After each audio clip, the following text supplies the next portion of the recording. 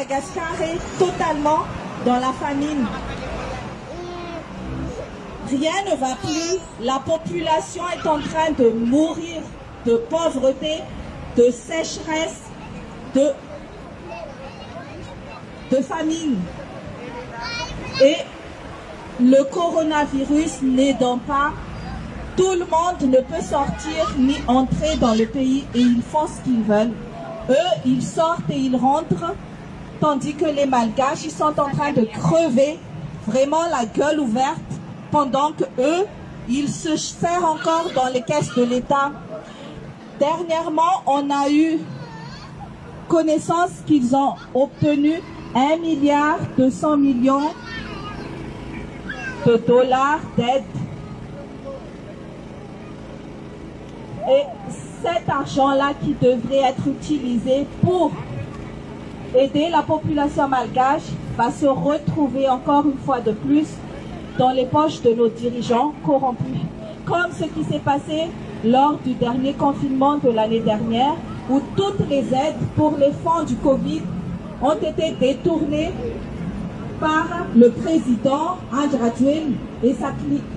Voilà ce qui se passe à Madagascar et c'est pour ça que nous sommes ici actuellement pour entamer les premières démarches pour dénoncer tout ça à l'international.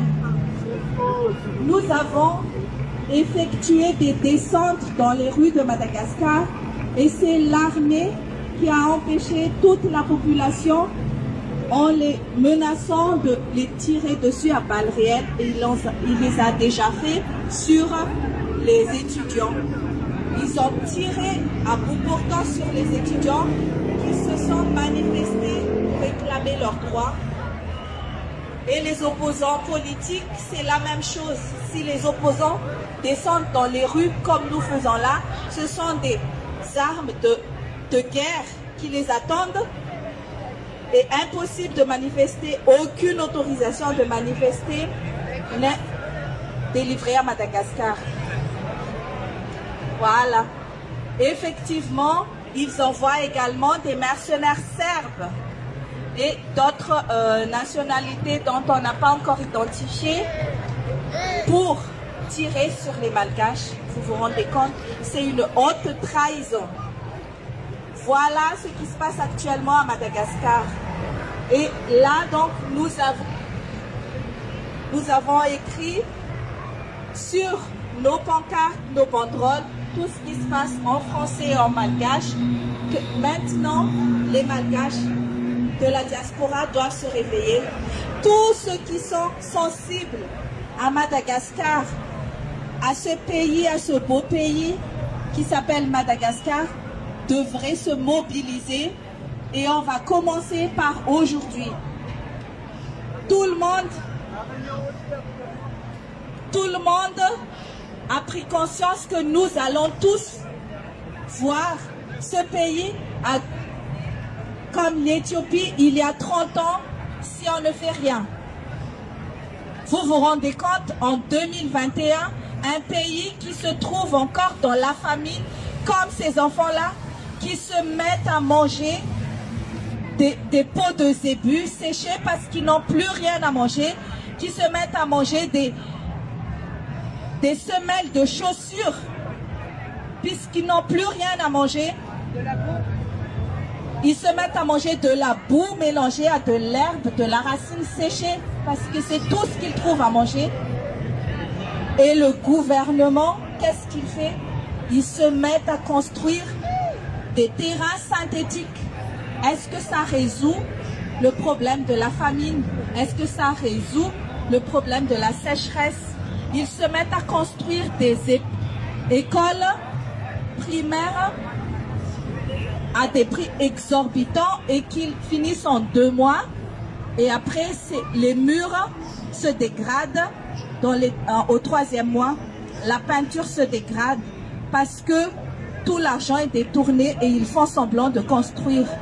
Ce sont des marchés fictifs attribués à leurs copains. Et on a fait des investigations là-dessus. Transparency International, l'ONG, lutte contre la corruption, a fait des investigations là-dessus pour montrer que les écoles qui ont été construites ces 2 dernières années sont en train de tomber en ruine, alors qu'ils ont alloué des fonds exorbitants dans ces écoles en disant qu'ils respectent les normes, et il n'y a aucune norme qu'ils ont respectée, car ces toilettes n'ont même pas de chiottes, ils n'ont même pas, ces écoles n'ont même pas de toilettes pour les enfants. Donc qu'est-ce que c'est qu'ils ont fait? Ils ont juste volé l'argent et transféré dans des paradis fiscaux. C'est ce qui se passe actuellement. Nous avons vraiment un président voyou qui ne sait rien faire que piller l'État. Il n'a aucun plan de développement, il n'a aucun plan de redressement.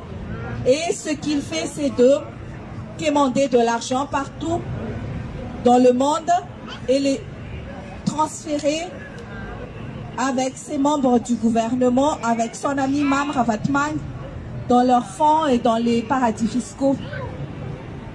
Si nous arrivons à rentrer chez nous, nous allons tous nous faire arrêter, ça c'est clair. Parce que ce que nous disons là, ils ne supportent pas de les entendre à Madagascar. Si nous disons tout ça à Madagascar, on se fait arrêter sur le champ. Et c'est ce qui se passe. Toutes les personnes qui osent dire ce qui se passe à Madagascar sont arrêtées et en prison.